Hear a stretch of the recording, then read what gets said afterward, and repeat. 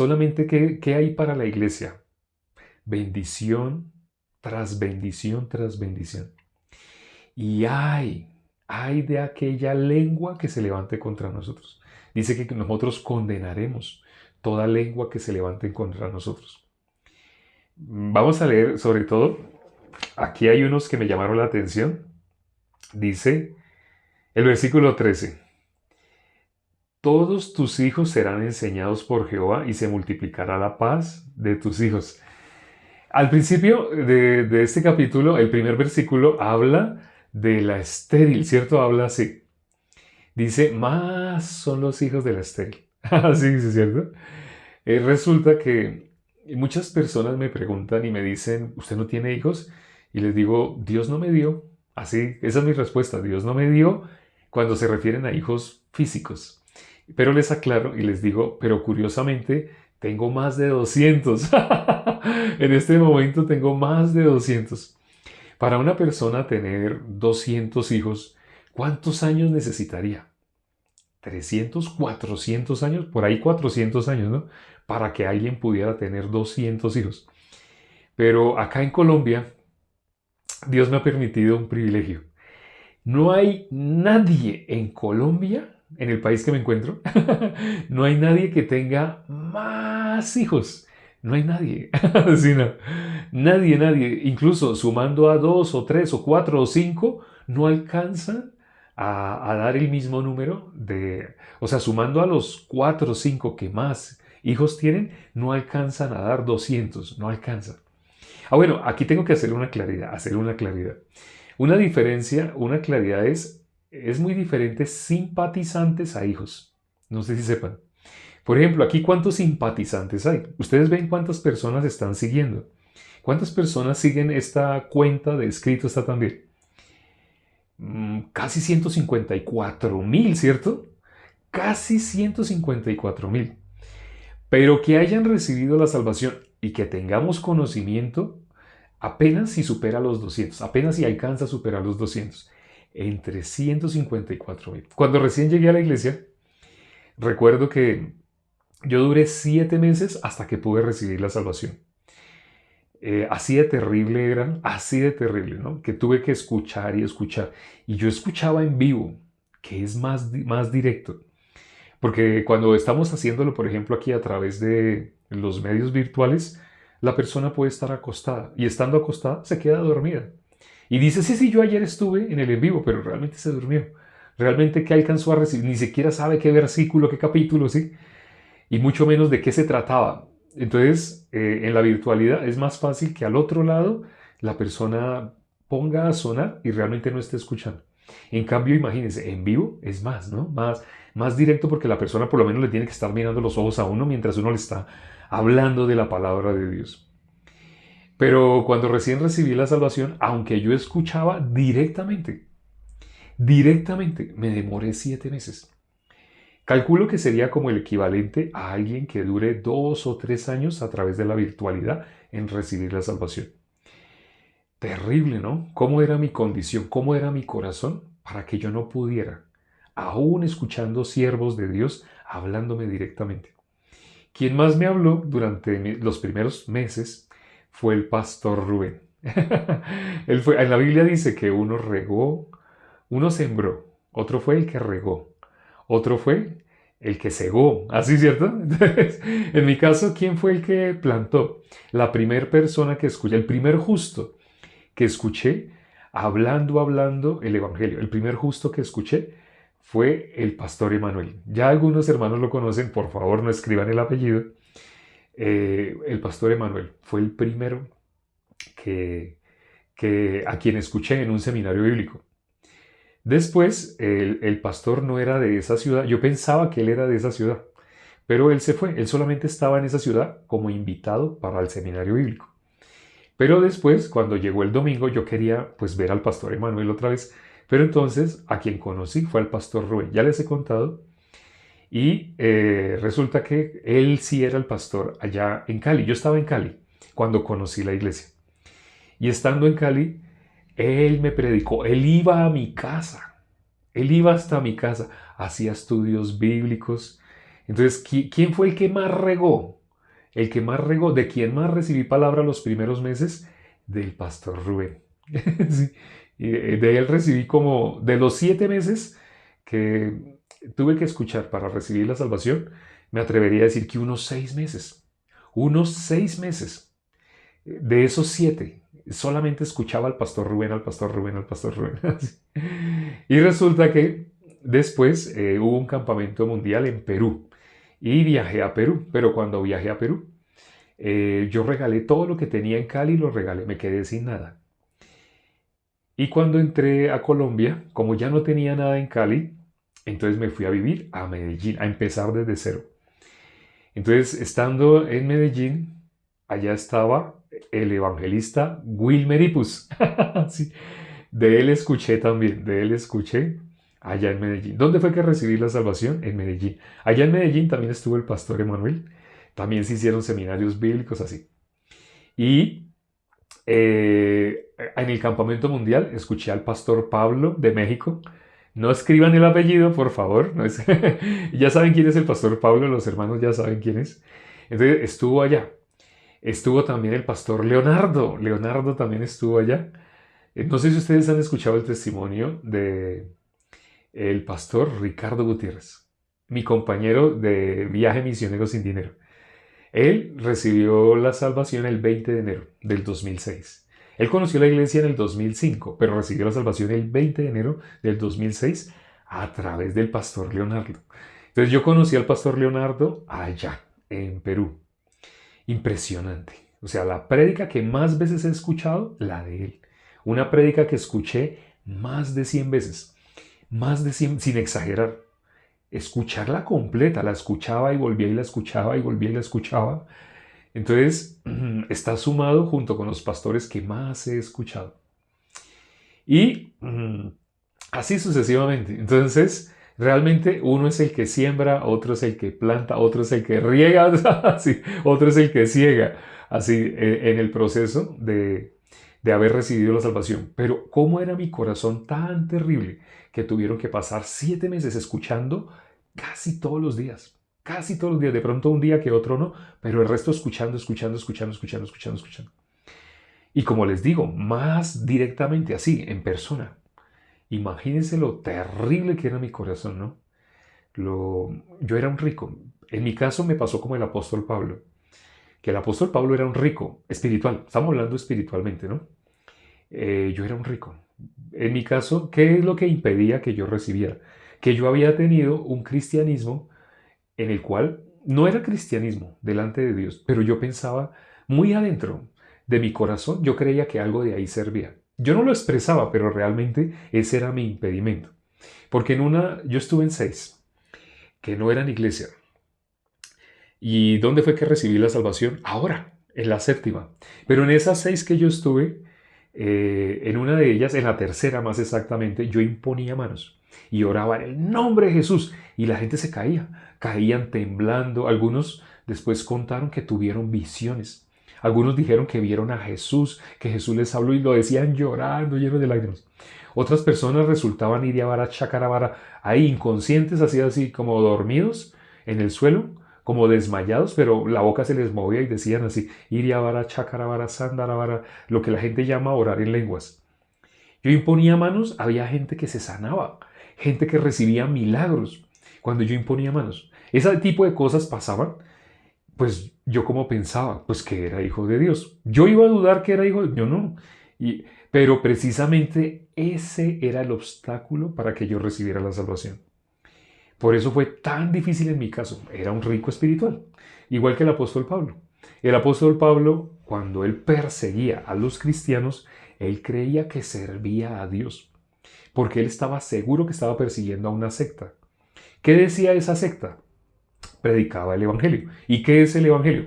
Ahora lo vamos a decir. Sé que muchas personas no conocen, nunca han oído el Evangelio, nunca. ¿Han oído la palabra evangelio? Sí, sí. En todas las iglesias usan la palabra evangelio, en casi todos los cultos, en casi todas las predicaciones. Pero que conozca a alguien el evangelio es muy difícil. Que sepa exactamente qué es muy difícil. Cuando le preguntamos a las personas de una misma congregación, de una misma denominación, iglesia, entre comillas, así, las personas que nos dicen, preguntándole a varias personas de una misma congregación. Unos contestan, el Evangelio es amor. Otros, aún personas de la misma congregación, ¿qué es el Evangelio? Otras personas se quedan pensando y dicen, el Evangelio es una palabra, Biblia, la Biblia, toda la Biblia, así dicen. Otras personas le preguntaban a otra persona, ¿qué es el Evangelio? El Evangelio es nuestro Señor Jesucristo, su amor, y empiezan a decir un poco de cosas lindas, lindas, pero no dicen exactamente qué es el Evangelio. Otras personas dicen, el Evangelio es Dios, de tal manera amó Dios al mundo, y empiezan a decir, no dicen cosas feas, no dicen cosas lindas, incluso nombran versículos de la Biblia, pero ¿por qué uno da una versión del Evangelio? El otro, ¿por qué da otra versión? La tercera, la cuarta, la quinta. Una vez anotamos en una misma congregación. Era de pastores. No era congregación, sino era una sede de una, entre comillas, iglesia, donde se estaba haciendo un congreso para pastores. Nosotros fuimos para predicarles el Evangelio. Entonces, le pregunté, preguntándole a pastores, porque fueron varios días. Entonces, cuando terminaba, se sentaban varios pastores, se sentaban conmigo. Y les decía que si tenían preguntas de la prédica que acababan de escuchar, que si algo querían saber. Ustedes vieran la arrogancia que llegué a ver en ese escenario. Arrogancia, soberbia. Ahí entendí por qué yo me demoré tanto. Tenían un corazón similar al que yo tenía antes de recibir la salvación. Y cuando les preguntaba el Evangelio, uno me daba una definición, el otro, estando ahí, escuchando lo que dijo este, daba otra definición. Otro, escuchando lo que dijo este, daba otra. Yo estaba anotando. Fueron 3 días. Por la mañana, una tanda por la noche.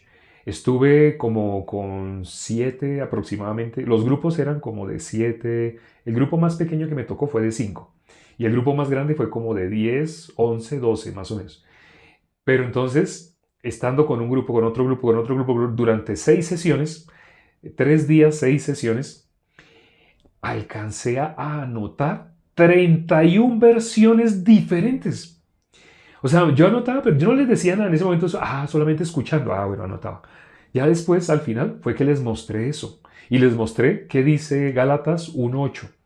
Gálatas 1.8 dice, si aún un ángel del cielo, si aún nosotros, se refiere a los apóstoles, os anunciamos un evangelio diferente de el evangelio, sea anatema. ¿Qué es anatema? Una persona que no puede pertenecer al pueblo de Dios. Una persona que está separada de Dios irremisiblemente. Eso significa anatema. Eso es estar maldito. Una persona maldita, una persona que nunca puede alcanzar la salvación. Eso significa anatema. Es terrible, las personas no se dan cuenta la gravedad de decir cualquier cosa que es el evangelio, nombrar evangelio como cualquier cosa. El ser humano no se da cuenta, no se percata. No. En mi caso, como les digo, fueron 7 meses. Yo también me podía dar cuenta, ¿no? Cuando la gente recuerdo que pasaron unos 4 o 5 meses y hubo un retiro de jóvenes. Entonces el pastor en Cali, el pastor Rubén, me dijo que viajara a Bogotá para asistir a ese retiro de jóvenes. No era en Bogotá, de Bogotá nos fuimos a otra ciudad y ahí fue el retiro de jóvenes. Pero ahí recuerdo que en el retiro de jóvenes, muchas personas me preguntaron, ¿tú ya recibiste la salvación? Y yo que les decía, a mí me daba hasta risa. Cuando yo los oía hablar así, yo decía, sí, yo soy salvo. Yo les decía así, pero realmente yo no era salvo. Yo desde dónde contestaba. Yo pensaba, si ellos supieran que yo he impuesto manos, la gente se ha caído, yo he orado por las personas se han sanado. Hay personas que han experimentado milagros económicos. Una vez alguien dijo que después de que yo oré por esa persona para que Dios arreglara su sistema económico, y en el nombre de Jesús, así, la persona le aparecieron 3 millones de pesos, que son equivalentes a $1,000. $1,000 le aparecieron en la cuenta, $1,000. Entonces, yo escuché muchos testimonios y yo como pensaba, cuando me preguntaron, ¿usted es salvo? Yo me reía. Por supuesto. O sea, mi respuesta era como, obvio, lógico, usted no sabe quién soy. Esa era mi respuesta. Solamente soberbia, arrogancia, eso era lo que impedía que yo pudiera recibir. Dios, en su infinita misericordia, le permitió una sabiduría al pastor Rubén.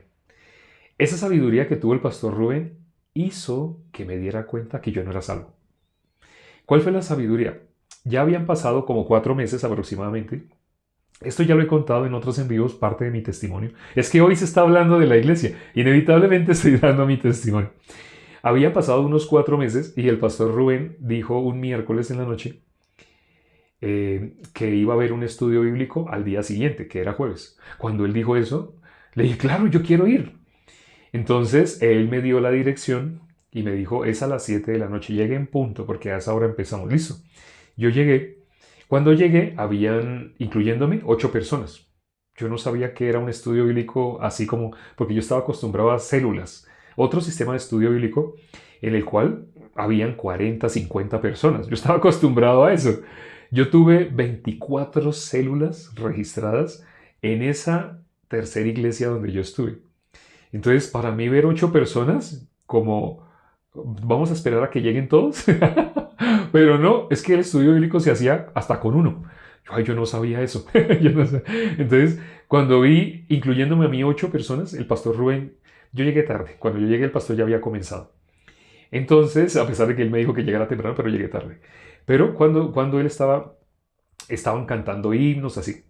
Pero él dijo, hizo un planteamiento. Dios le dio una sabiduría con ese planteamiento que él hizo. Él dijo, siempre yo les explico a ustedes el Evangelio a través de un pasaje, a través de otro, a través de un capítulo de la Biblia, de un libro, de cualquier libro de la Biblia, así les explico. Y ustedes cuando escuchan, ustedes dicen amén, amén, amén, amén. Y digo, pero ¿por qué no lo hacemos al revés? ¿Por qué no esta vez son ustedes los que me explican? Entonces él leyó 8 versículos de Jeremías, no les digo de qué capítulo. Él dijo, vamos a leer estos 8 versículos. Cuando los leímos, yo pensé, en ese momento yo pensé, esto lo tengo ganado. Así yo pensé de verdad. Era tan sobrado, tan soberbio que yo me expresé así. Por dentro de mi corazón, yo miraba a las personas que estaban, todos eran mayores. Todos eran personas de 40, 50, todos eran para mí ancianitos. Entonces cuando yo los vi, yo pensé, esto lo tengo ganado. Así yo pensé, esto lo tengo ganado. Pero cuando él cuando iba leyendo esos 8 versículos, yo miré para quererle explicar, no le pude explicar. O sea, leí los 8 versículos, todos estábamos como en silencio. Entonces, había personas que movían la boca y yo estaba leyendo, leí rápido. Primero leí rápido, no le pude explicar. Porque el pastor primero lo leyó en voz alta.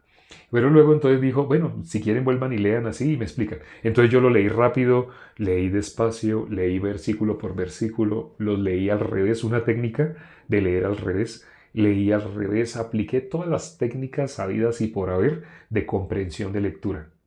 No le pude explicar el Evangelio. Cuando pasaron como 20 minutos, él nos dio bastante tiempo, cuando pasaron como 20 minutos, mis orejas se estaban poniendo rojas. Yo estaba súper avergonzado y yo no entendía, en ese momento no entendí, yo quedé como, porque yo no le puedo explicar, o sea, volvía y leía, no, ya me estaba como subiendo la tensión, me estaba dando hasta enojo, ¿cómo no le puedo explicar? O sea, es solo comprensión de lectura, ¿no? Pensaba yo, no era comprensión de lectura, era el espíritu. Y pues terminó el tiempo, el pastor dijo, ya se dan por vencidos, yo no le dije nada, yo quería que me diera más, pero las personas que estaban ahí dijeron, sí, pastor, explique. Entonces yo callado no decía nada, pero yo tampoco podía. Como le digo, yo estaba con las orejas rojas, así, como cuando una persona está avergonzada, así estaba yo con las orejas rojas, de no poderle, la impotencia, ¿cómo no le puedo explicar? Pero, ¿por qué no puedo? ¿Por qué no? Cuando el pastor empezó a explicar, ¿sabe qué empezó a decir las personas que estaban ahí?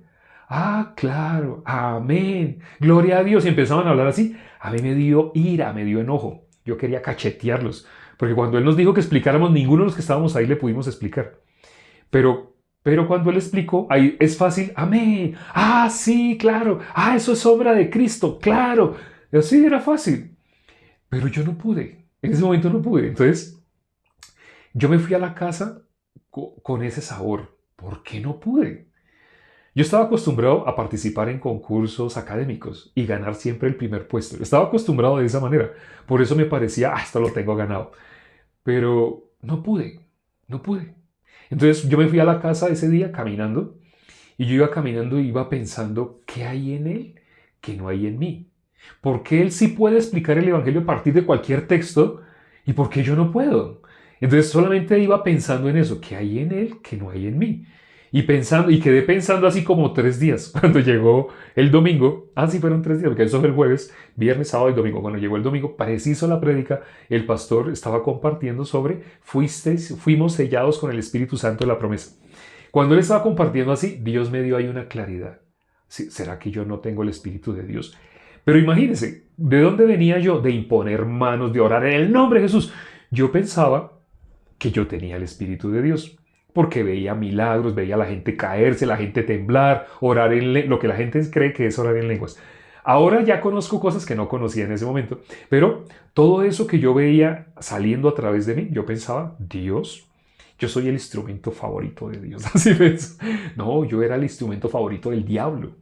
O sea, quien me usaba era el diablo. Después vine a saber, conforme a la Biblia, cuando recibí la salvación, supe que era todo eso que yo viví, que parecía que era de Dios, pero no era de Dios. Si yo no era salvo, era del diablo.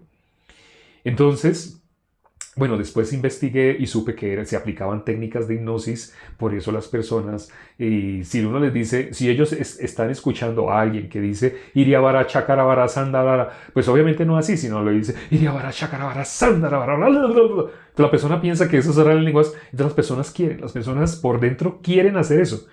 Entonces cuando se aplican las técnicas de hipnosis, la persona va a caer al suelo y ¿qué es lo que va a salir de esa persona? Lo que estaba escuchando. Y va a decir iría barachaca y la persona resultaba ahí en el suelo llorando. ¡Ay, ya puedo orar en lengua! No, no, no, no. Eso se llama hipnosis. Se llama sugestión hipnótica, el nombre completo. Técnicas de manipulación del subconsciente. Tiene diferentes nombres. También se llama programación neurolingüística, algunas de las técnicas que se aplican. Bueno, todo eso lo vine a descubrir después. ¿Por qué estas personas que no tienen el Espíritu de Dios verdaderamente, por qué pueden manifestar todo ese tipo de cosas? Que ante los ojos humanos, si una persona filtra por los ojos, ¡ay, sí, el Espíritu de Dios está acá! No, eso no es por los ojos, no es por vista. Pregúntele a una persona si es pecadora. Si la persona dice que es pecadora, es hijo del diablo. No, pero yo recibí el Espíritu Santo, yo impongo mano, la gente se sana. Es hijo del diablo. Si es pecador, bíblicamente. Bíblicamente, cuando una persona dice que es pecadora, atestigua una cosa, que es hijo del diablo. Pero eso yo no lo sabía. Como yo no lo sabía, pues me preguntaba, ¿usted es salvo? Y antes de ser salvo yo decía, por supuesto, sí, claro, claro, sí. Yo le decía así, pensando, esta persona no sabe quién soy. Esta persona no sabe lo que Dios hace a través de mí. Así yo pensaba, esta persona no sabe cómo el Espíritu Santo, yo lo siento, yo siento. Donde nos enseña el Evangelio, una palabra que se usa mucho es, no, yo siento, yo siento, yo siento, siento, siento. Yo no siento paz, yo siento paz, yo siento que aquí hay algo raro, yo siento que hay un ambiente, yo siento, la palabra sentir es la que más se usa, donde una persona no conoce el Evangelio, donde una persona no ha recibido la salvación. ¿Qué va a decir? Yo siento, así se va a expresar. Así estaba yo. Hasta que por la misericordia de Dios, cuando con esa sabiduría que Dios le dio al pastor Rubén y él nos puso ese reto, eso quedó en mi corazón clavado. Y después de 3 días, al escuchar la palabra, ¿qué pude entender? O sea, yo no he sido sellado con el Espíritu Santo. ¡Ay! Entonces yo no tengo el Espíritu Santo. En ese momento todavía no sabía sobre técnicas de hipnosis, no sabía, solamente en ese momento, por la pura palabra de Dios, supe, yo no tengo el Espíritu de Dios. O sea, todo eso que mis ojos habían visto, la palabra lo derribó. Ya, como le digo, después de ser salvo, ya ahí fue cuando descubrí, eso era técnicas de hipnosis, pero después, pero por lo que Dios puso en el corazón del pastor Rubén, eso era lo que hacía falta para que yo pudiera recibir la salvación. ¿Qué cosa? Que me diera cuenta que yo era hijo del diablo. O sea, cuando una persona no ha recibido la salvación, no es hijo de Dios, es hijo del diablo. Entonces yo no sabía. Estaba así como el faraón, que él en la simpleza de su corazón, así en la simpleza de su corazón, él hizo lo que hizo. Entonces yo también en una simpleza del corazón, en ignorancia bíblica, ignorancia del corazón de Dios, ignorancia de la obra que hizo Dios para redimirnos, ignorancia del Evangelio. Por eso el apóstol Pablo dijo, Gálatas 1:8, si anunciare un evangelio diferente del evangelio, sea anatema, sea maldito. Hoy tuvimos que tocar este tema, el tema de la iglesia. Estoy hablando de cómo alguien se hace miembro de la iglesia. ¿Cómo fue el proceso en mi caso, personal, mi testimonio? ¿Cómo fue que yo pude recibir la salvación?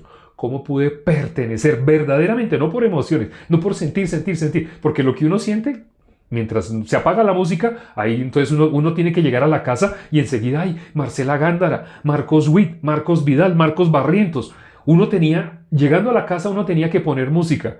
Porque si no ponía música, entonces el Espíritu de Dios no estaba. Uno sentía, de verdad lo que estoy diciendo suena como a tontería, pero donde no tienen el Espíritu Santo, las personas necesitan esa música tan linda que le tocaron en la iglesia, necesita escuchar esa música para sentir. Entonces mientras canta, yo te doy gracias. Gracias, Señor. Gracias, mi Señor Jesús. Cuando una persona está cantando esa música, uno empieza a sentir cosas. Vea, y eso que le dice a capela, imagínense si estuviera sonando el pianito. Pero cuando uno empieza a sentir así, a sentir, entonces y se pone uno los audífonos y uno está en su trabajo, está trabajando, y está uno en su trabajo, o va en el bus, y se siente uno con el espíritu. Eso no es el espíritu, eso es música que mueve las emociones. ¿Sí? Eso se llama Marcos Witt, Jesús Adrián Romero, Marcela Gándala. Póngale nombres a los nombres de los cantantes que hacen sentir cosas. Pero eso no es el Espíritu de Dios. Yo lo viví. Viví el cristianismo falso. ¿Cómo se llama el cristianismo falso? Cristianismo de emociones. Cristianismo donde la gente siente, siente, siente, pero no conocen qué es el Evangelio. Si una persona muere sin saber qué es el Evangelio, una sola cosa le espera. Bíblicamente, el castigo eterno. Lo dice Mateo, capítulo 25, versículo 46. Esos son versículos que se muestran, esos versículos casi no los muestran. Para que una persona sea salva, Romanos 1:16, ¿qué dice? El Evangelio es el poder de Dios para salvación. ¿Por qué dice que es poder de Dios para salvación? Porque el mundo entero está bajo el maligno. Para que una persona pueda salir de la influencia del maligno, necesita el poder de Dios. ¿Cuál es el poder de Dios? El Evangelio, lo dice Romanos 1:16. El Evangelio, lo que no enseñan en las iglesias. Nombran la palabra Evangelio todos los cultos, pero no saben qué es. Ya hoy lo explicamos, qué es lo que dicen de Evangelio unos, otros, otros, otros. Y en la Biblia dice, si alguien anuncia un Evangelio diferente, esa persona es anatema. No tiene ninguna relación con el pueblo de Dios y nunca va a poder tener. Eso significa ser anatema. O sea, no es algo ligero decir cualquier cosa del Evangelio. Mientras está sonando música, ay, el Evangelio, y decir cosas lindas. Mientras suena así Marcos Witt, ay, el Evangelio es amor, el Evangelio es Jesús, el Evangelio es la Biblia, el Evangelio es Dios. Y decir una cosa y decir otra y decir otra. Por eso las personas, aunque uno dice una cosa, el otro dice otra, el otro dice otra, todos se sienten bien, porque al fin y al cabo todo en qué se resume, donde no tienen el Evangelio, ¿en qué se resume? En lo que sientan. Si se sienten bien, son hijos de Dios por cómo se sienten. Cuando se va la música, cuando están solos, cuando salen maldades, al resto de la semana salen maldades, ¿cómo se sienten? Otra vez se sienten condenados. Por eso en la Biblia dice, ninguna condenación hay para los que están en Cristo Jesús. La persona, cuando verdaderamente es sellada por el Espíritu de Dios, nunca más vuelve a experimentar condenación. Pero no porque sienta, no es por sentir, porque si fuera por sentir, a veces se va a sentir hijo de Dios, a veces se va a sentir que le falló a Dios. A veces se va a sentir hijo de Dios, a veces se va a sentir que le falló. A veces bien, a veces no. Pero si la Biblia dice, si alguien está en Cristo, no puede volver, nunca más puede volver a haber condenación en esa persona. Bueno, nos hemos pasado del tiempo, qué pena, son 30 minutos, ya vamos 37, bueno, vamos a 36, vamos ahora ya para terminar. Padre, gracias por este tiempo que nos permites para considerar tu palabra. Permite, Padre, hoy, considerando Isaías 54, todas las bendiciones, bendiciones, bendiciones para la iglesia. Ay de aquel que se meta con un hijo de Dios. Ay de aquel que trate de perseguir a un hijo de Dios. No sabe que te está persiguiendo a ti. Está persiguiendo a nuestro Señor Jesucristo. Se lo dijo nuestro Señor Jesucristo a Pablo. ¿Por qué me persigues? Aparentemente Pablo perseguía a algunas personas hasta de pronto malolientes, personas sucias con la ropa así cochina. Pero como dijo Jesús, ¿por qué me persigues? El mundo espiritual es diferente a lo que nosotros nos imaginamos. Permite, Padre, que las personas que han escuchado mi testimonio el día de hoy porque este capítulo me llevó a dar mi testimonio. Estaba hablando de la iglesia, cómo alguien se une al cuerpo de nuestro Señor Jesucristo, cómo alguien puede ser miembro de la iglesia. Permite, Padre, que este testimonio toque el corazón de las personas. Personas que habían sido iguales de duras o peores de duras de lo que yo fui. Permite que a partir de lo que escucharon el día de hoy, lleguen su corazón a la posición correcta, a la posición necesaria para poder recibir la palabra de Dios. Mientras una persona tenga soberbia en su corazón, se hace impermeable a la palabra de Dios. Te lo pedimos y hemos orado en el nombre de nuestro Señor Jesucristo. Amén. Gracias a Dios por la palabra de hoy. Hermosa la palabra del día de hoy. Se contaron cosas de mi testimonio que antes nunca se habían contado. He contado el testimonio tal vez unas 10 veces, pero cada vez se cuentan otras cosas que los hermanos no conocían. Me lo dijo una hermana una vez. Ay, la vez que usted contó la segunda vez, usted contó algo que no había contado. Sí, es bonito. Contar el testimonio es la primer forma de transmitir la salvación. Cuando una persona me dice, ¿yo cómo le predico a mi familia? Pues cuenta tu testimonio. Haz como la mujer samaritana. Solamente habla lo que Dios ha hecho en ti. O lo que le dijo nuestro Señor Jesucristo al endemoniado Gadareno, que no se fuera con él, sino que fuera a Decápolis. 10 ciudades, Decápolis son 10 ciudades. Que se fuera allá y anunciara lo que Dios testificara, lo que Jesús había hecho. Nos vemos mañana por otros 30 minutos, 30 y algo minutos, con el capítulo 55. Mañana es Isaías 50 y 55. Nos vemos mañana. Chao.